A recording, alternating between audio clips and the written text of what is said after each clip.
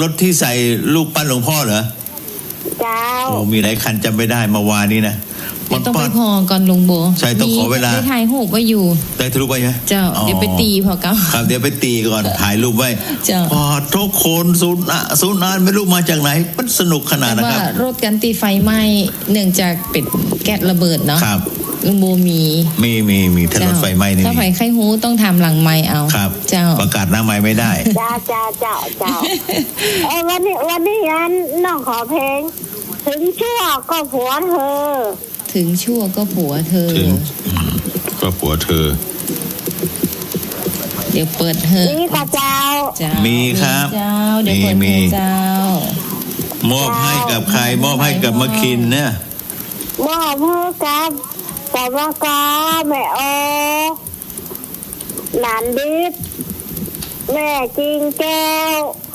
แม่ดองยางแล้วก็แม่หลังวัดไอ้ดาวกระต่ายมะคินแล้วก็อันไข่แหมคนก็หูลืมแต่อันไอโบไข่คนลุงโบไอโบลุงโบเนี่ยเดียวกันก็ก่อนวันเราบุญเกิดครับก็ไอ้โบสุดลาปึ้งใจก็อันน้องโบ2 คนนะขอบคุณเจ้า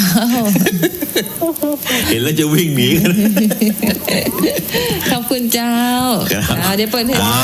ให้ครับครับสวัสดีเจ้าครับสวัสดีครับ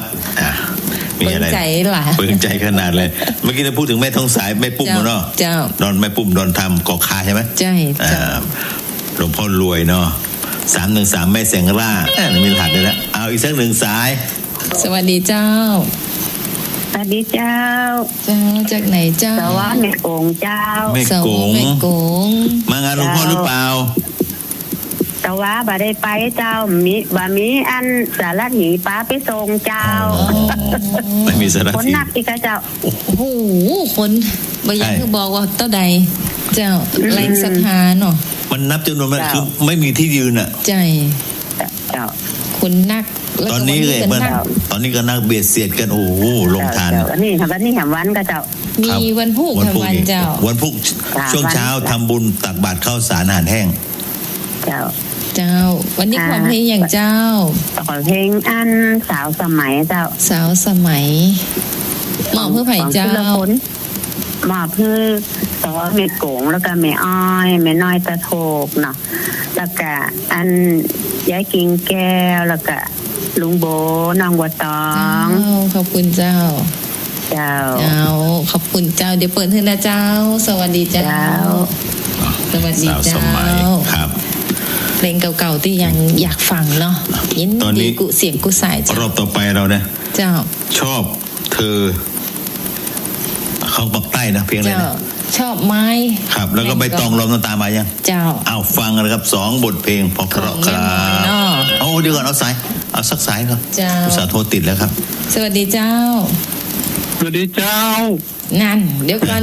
แม่นก็คนติปะฮั่นลุงมาคินแม่นทำมาเลยแม่นลุงมาคินกับเจ้าแต่ว่าสุมาเด้อลุงติดธุระไปส่งหลานไปส่งสอบตำรวจอย่างอ๋อเจ้าเลยไม่ได้มาสักคำนะไม่ใช่ตะวันก่อนวันที่26การตีทายโฮมด้วยกันแม่นลุงมาคินกับเจ้าไม่ใช่ฮะแต่เล่นนะ26ได้ไปเปิ้นบวงสรวงอะเจ้าไม่ได้ไปไม่ใช่ลุงมาคินกะไม่ใช่เพราะว่าจดจำไม่ได้เพราะว่าอันห้องไม่ได้หันหน้ากันจำไม่ได้อ่ะไม่ใช่ว่าเห็นมาทักเรียกลุงโบเจ้ามาตักลุงโบที่บวงสรวงหลวงพ่อเกษมเลยฮะเจ้าลุงมาคินได้ไปก่อไม่ได้ไปอันแบบใจอีกระตักเป็นลุงคินเปิ้นกับว่าบอกว่าจะได้นอกแล้วก็ป่ายปอเปิ้นก็ปิดหน้าบ่ยอมเปิดเผยหน้าป่ายปอก็เอาอันผ้ามาเขียนหัวยังมาคินนี่ใช่เฮากระตักมาแล้วเจออาจารย์นั้นนี่ก็บ่ใช่ลุงนั้นนี่รู้จักกันดี นั้นวิรพันธ์นั่นน่ะเจ้าอันนั้นรู้จักดีเจ้าอ๋อสรุปแล้วบ่ใจนะโอ้ข้าเจ้าบ่ใจโอเคเนี่ยบ่จำคนผิดไปฆ่าคนผิดบ่ได้นะลุงโบบ่ใจอย่างเปิ้นก็เอาผ้ามาเขียนหัวเปิ้นบ่เปิ้นไปมาคีนนะลุงเนาะผมบอกแล้วบอกบ่ตองก็ไม่ใช่บอกถ้าลุงมาขินนี่จะเป็นคนสูงโปร่งคนสูงโปร่งขาวรูปหล่อถูกต้องรูปหล่อใช่ขาวจั่วเลยอีก็ขาวไม่ถึงกระจวนลงมากินครับขาวแล้วผมดำดอก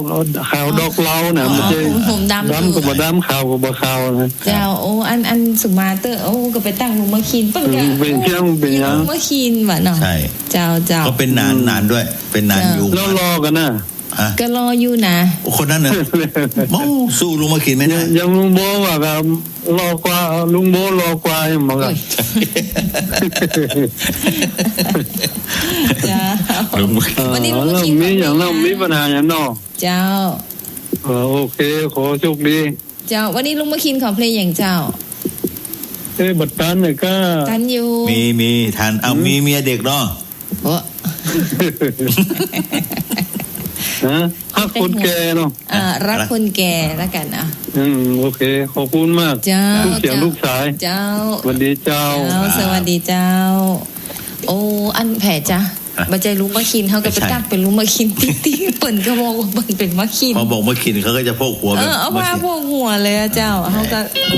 มั่นใจว่าลุงมาคินเนี่ยก็บอกแล้วว่าลุงมาคินไม่ใช่หุ่นนี่หุ่นจะหลอกกว่านี้หลอกกันนี่เนาะอาจารย์สวัสดีเจ้า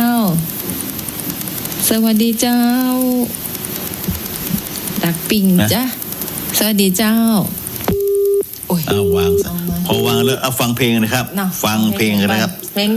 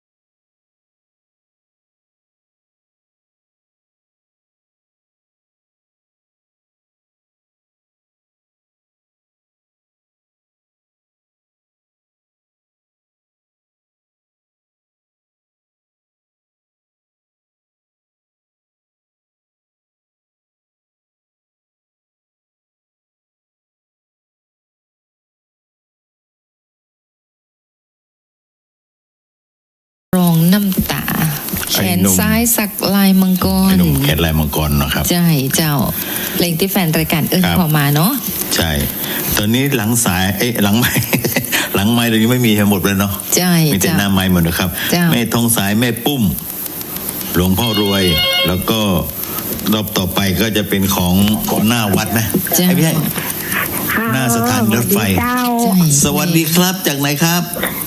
จากแม่สมบูรณ์เจ้าแม่สมบูรณ์ครับมันนี่ของเพลงน้ำตาของลูกของสมยศนี้บอน้ำตาของลูกครับน้องเสาะคือเจ้าน้ำตาของลูกอีหนอน้ำตาของลูกของสมยศนะครับเพื่อพี่ลูกใจก็ได้ขอ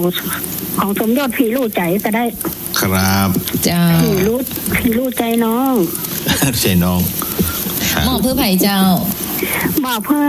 บัวตองกับลุงโบกับแม่กินแก้ว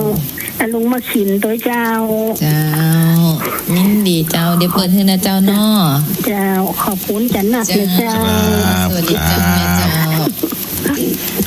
ต้องขอบพระคุณแฟนรายการตัวเนาะติดตามรับฟังนะเจ้าบางท่านอาจจะบ่สะดวกโทรศัพท์มาเนี่ยการไปตัวอีแต่ฟังตลอด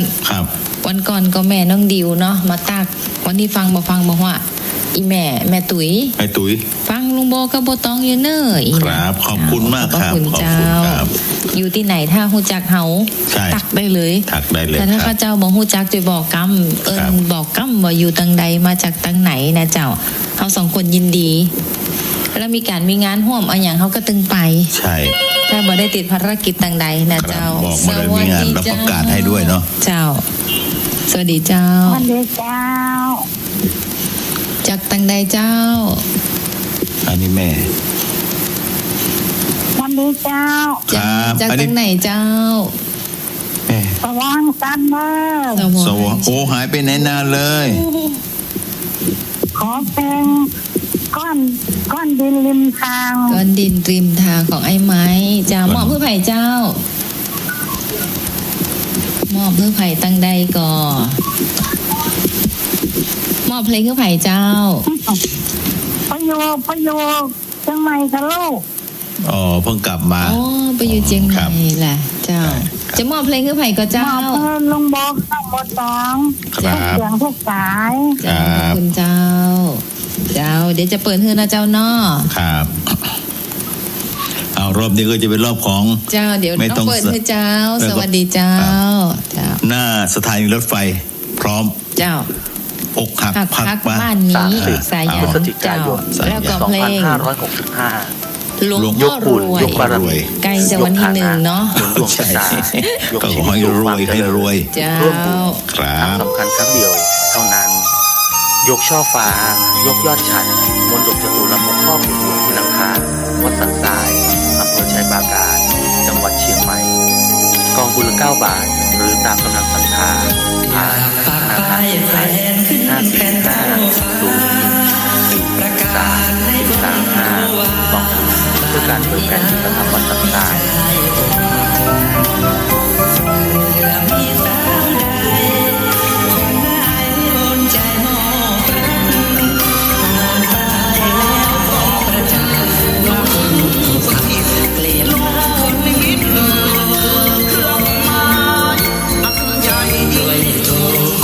ขอเชิญพุทธศาสนิกชนทุกท่านมาร่วมงานบุญปิดทองตัดหลายฝังลูกนิมิตผูกพระธาตุสีมาอุโบสถวัดจันทร์เป็นงานบุญวัดแรกครั้งแรกในอำเภอกัลยาณวัฒนา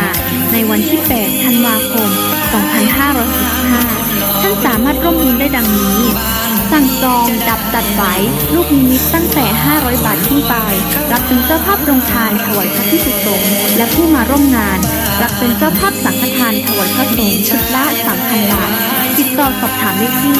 พระครูจันทรัตน์สารวัตรจันทร์โทรศัพท์ 087-186-7066 หรือทักถามได้ที่เฟซบุ๊กวัดจันทร์ดอยปาโสนเชิญทุกท่านมาร่วมงานบุญครั้งแรกวัดแรกในอำเภอกัลยาณวัฒนาจังหวัดเชียงใหม่พลาดไม่ได้เด็ดขาดนะคะ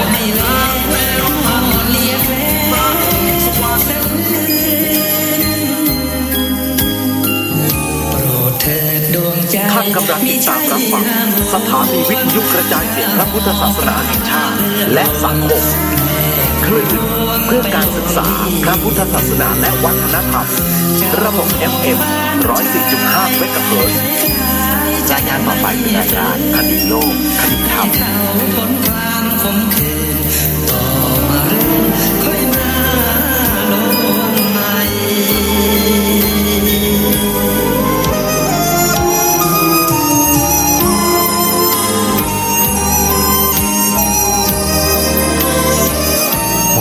กราบถวายความนอบน้อมแด่พระรัตนตรัยถวายความเคารพพระมหาเถระพระเถรานุเถระทุกท่านขอความสุขความเจริญในธรรมจงบังเกิดมีแด่ท่านสาธุชนที่กำลังติดตามรับฟังรายการจากสถานีวิทยุแห่ง